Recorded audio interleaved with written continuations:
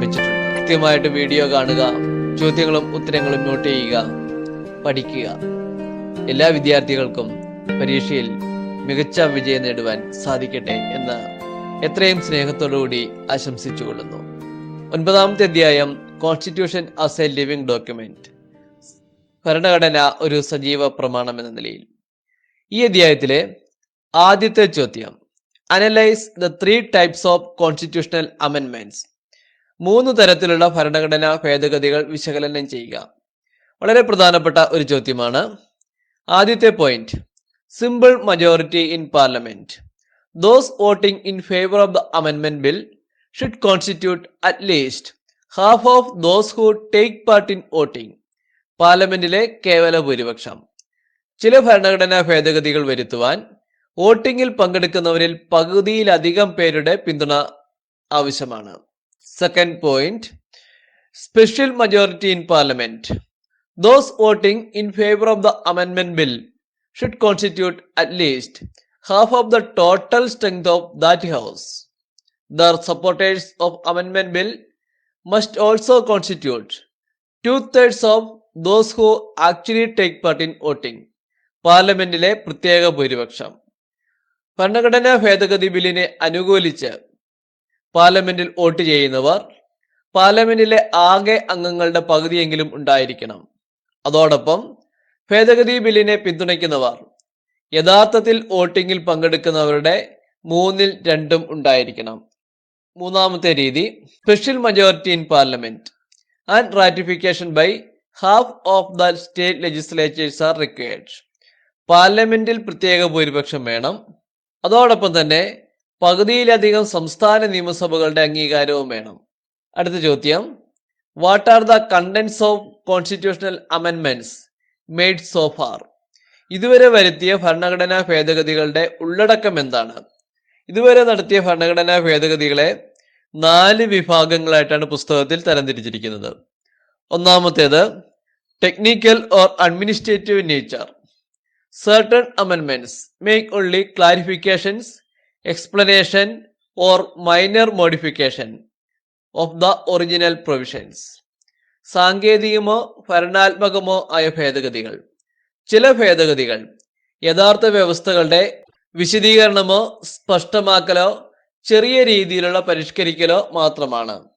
രണ്ടാമത്തെ വിഭാഗം, differing interpretations. A number of അമെൻമെന്റ്സ് are made to resolve clash between judiciary and parliament. വ്യത്യസ്തമായ വ്യാഖ്യാനങ്ങൾ. ജുഡീഷ്യറിയും പാർലമെന്റും തമ്മിലുള്ള ഏറ്റുമുട്ടൽ പരിഹരിക്കുന്നതിന് നിരവധി ഭേദഗതികൾ വരുത്തിയിട്ടുണ്ട്. മൂന്നാമത്തേത്, അമെൻമെന്റ്സ് through political consensus to reflect the prevailing political philosophy and aspirations of the society. രാഷ്ട്രീയ സമവായത്തിലൂടെയുള്ള ഭേദഗതികൾ സമൂഹത്തിന്റെ നിലവിലുള്ള രാഷ്ട്രീയ തത്വചിന്തയെയും അഭിലാഷങ്ങളെയും പ്രതിഫലിക്കുന്ന ഭേദഗതികളും ഉണ്ടായിട്ടുണ്ട്. നാലാമത്തേത്, controversial അമെൻമെന്റ്സ്. അമെൻമെന്റ്സ് made during 1970-80 period generated a lot of legal and political controversy. 1970-80 കാലഘട്ടത്തിൽ നടപ്പിലാക്കിയ ഭരണഘടനാ ഭേദഗതികൾ നിയമപരവും രാഷ്ട്രീയവുമായ നിരവധി വിവാദങ്ങൾ സൃഷ്ടിച്ചിട്ടുണ്ട്. Next question, what are the major changes made in the Indian constitution by the 42nd അമെൻമെന്റ്. 42ാം ഭരണഘടനാ ഭേദഗതിയിലൂടെ ഇന്ത്യൻ ഭരണഘടനയിൽ ഉണ്ടായ പ്രധാന മാറ്റങ്ങൾ എന്തൊക്കെയാണ്? ഇന്ദിരാഗാന്ധിയുടെ കാലഘട്ടത്തിലാണ് 42nd അമെൻമെന്റ് നടപ്പാക്കപ്പെട്ടത്. 42nd Amendment was an attempt to override the ruling of Supreme Court in the Kesavananda Bharati case. Kesavananda Bharati കേസിൽ സുപ്രീം കോടതിയുടെ വിധി അസാധുവാക്കുവാനുള്ള ശ്രമമായിരുന്നു 42ാം ഭരണഘടനാ ഭേദഗതി. 42ാം ഭരണഘടനാ ഭേദഗതിയിലൂടെ വരുത്തിയ പ്രധാനപ്പെട്ട മാറ്റങ്ങൾ: duration of Lok Sabha extended from 5 to 6 years.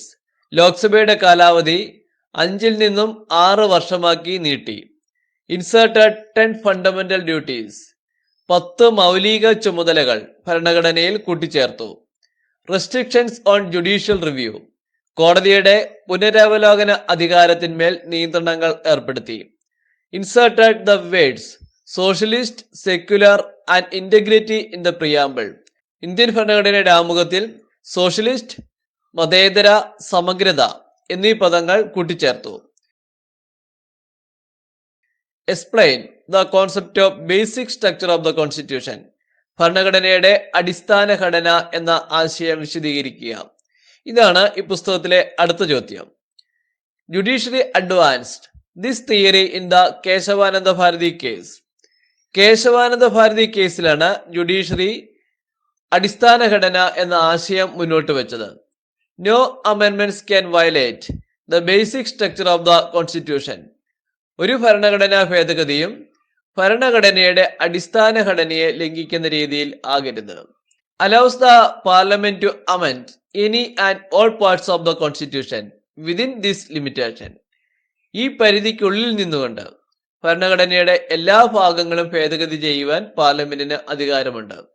Judiciary is the final authority in deciding if an അമെൻമെന്റ് violate basic structure and what constitute the basic structure. ഒരു ഭരണഘടനാ ഭേദഗതി ഭരണഘടനയുടെ അടിസ്ഥാന ഘടനയെ ലംഘിക്കുന്നുണ്ടോ എന്നും അടിസ്ഥാന ഘടന എന്താണെന്നും തീരുമാനിക്കാനുള്ള അന്തിമ അധികാരം ജുഡീഷ്യറിക്കാണുള്ളത്.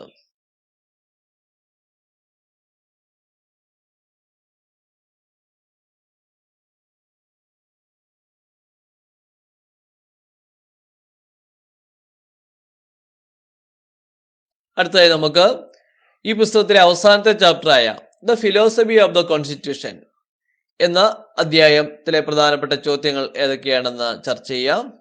ഇതിലെ ആദ്യത്തെ ചോദ്യം, what are the major values that inspired the making of Indian constitution.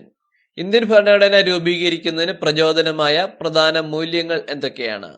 സ്ഥിരമായി ചോദിക്കുന്ന ഒരു ചോദ്യമാണ്. ആദ്യത്തെ point, the individual freedom. Constituent Assembly was very much concerned on personal liberty of every Indians. വ്യക്തി സ്വാതന്ത്ര്യം.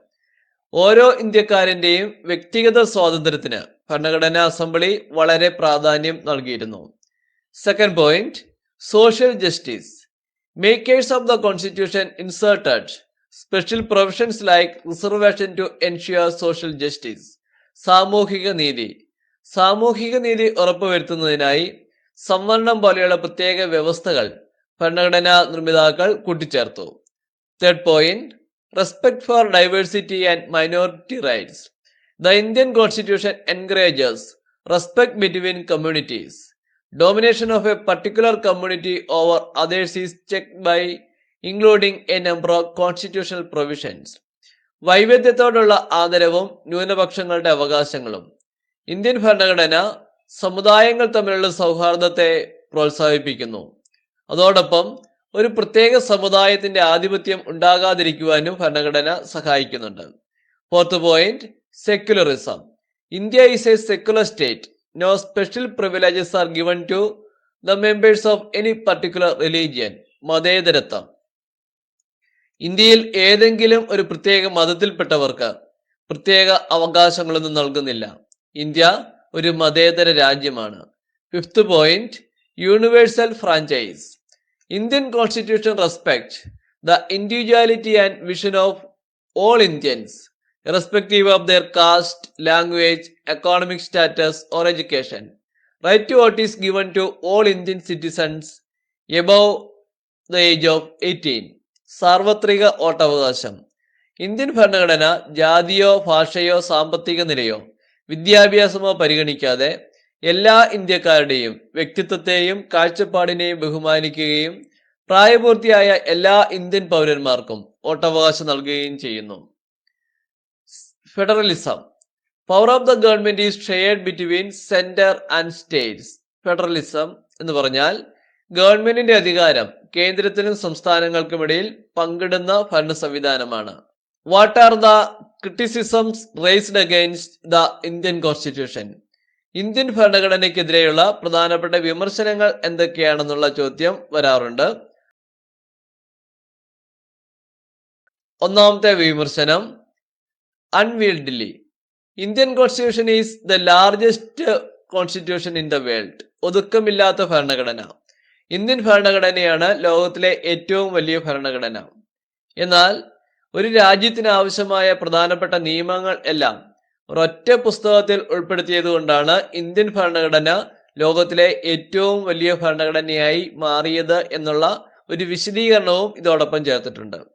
Second point, unrepresentatives. Most members of the constituent assembly were from advanced sections of the society. പ്രാതിനിധ്യമില്ലായ്മ. Indian ഭരണഘടനാ അസംബ്ലിയിലെ ഭൂരിഭാഗം അംഗങ്ങളും സമൂഹത്തിലെ ഉന്നത വിഭാഗങ്ങളിൽ നിന്നുള്ളവരായിരുന്നു. എന്നാൽ അംഗങ്ങൾ ഏതെങ്കിലും ഒരു പ്രത്യേക സമുദായത്തിന്റെ വ്യക്താക്കളായിട്ടല്ല ഭരണഘടനാ നിർമ്മാണ സഭയിൽ പ്രവർത്തിച്ചിരുന്നത്. Indian constitution borrowed many provisions from western constitution. വൈദേശിക പ്രമാണം. ഇന്ത്യൻ ഭരണഘടന പടിഞ്ഞാറൻ രാജ്യങ്ങളിൽ നിന്ന് നിരവധി വ്യവസ്ഥകൾ സ്വീകരിച്ചു. എന്നാൽ ഇന്ത്യ സ്വീകരിച്ചത് ഒരു ബ്ലൈൻഡ് ബോറോയിങ് ആയിരുന്നില്ല. വ്യവസ്ഥകൾ ഇന്ത്യൻ സാഹചര്യങ്ങൾക്കനുസരിച്ച് മാറ്റി എഴുതുവാൻ ഭരണഘടനാ നിർമ്മാതാക്കൾ ശ്രദ്ധിച്ചിരുന്നു. ഈ പുസ്തകത്തിലെ അവസാനത്തെ ചോദ്യമായിട്ട് നമുക്ക് കണ്ടെത്താൻ പറ്റുന്നത് what are the limitations of the Indian constitution. Indian ഭരണഘടനയുടെ പരിമിതികൾ എന്തൊക്കെയാണ്? ഒന്നാമത്തെ point, Indian constitution centralised the idea of nationality. Indian ഭരണഘടന ദേശീയതയെക്കുറിച്ചുള്ള ആശയം കേന്ദ്രീകരിച്ചു. Second point, Indian constitution glossed over some important issues of gender justice, particularly within the family. Indian ഭരണഘടന ലിംഗനീതി പോലെയുള്ള ചില സുപ്രധാന വിഷയങ്ങൾക്ക് അർഹമായ പ്രാധാന്യം നൽകിയില്ല. Third point, certain basic socio-economic rights are included only in the list of directive principles, not in the fundamental rights. ചില സുപ്രധാന സാമൂഹിക സാമ്പത്തിക അവകാശങ്ങൾ മൗലിക അവകാശങ്ങളുടെ പട്ടികയിൽ ഉൾപ്പെടുത്താതെ നിർദ്ദേശക തത്വങ്ങളുടെ പട്ടികയിലാണ് കൂട്ടിച്ചേർത്തത്. ഇന്ത്യൻ കോൺസ്റ്റിറ്റ്യൂഷൻ അറ്റ് വർക്ക് എന്ന പുസ്തകത്തിലെ പ്രധാനപ്പെട്ട ചോദ്യങ്ങളെല്ലാം നമ്മൾ ഡിസ്കസ് ചെയ്തു കഴിഞ്ഞു. ഈ ചോദ്യത്തിന്റെ ഉത്തരങ്ങളെല്ലാം വളരെ കൃത്യമായിട്ട് പഠിക്കുക. എല്ലാവർക്കും പരീക്ഷയിൽ മികച്ച വിജയം നേടുവാൻ കഴിയട്ടെ. മറ്റൊരു വീഡിയോയുമായി നമുക്ക് വീണ്ടും കാണാം.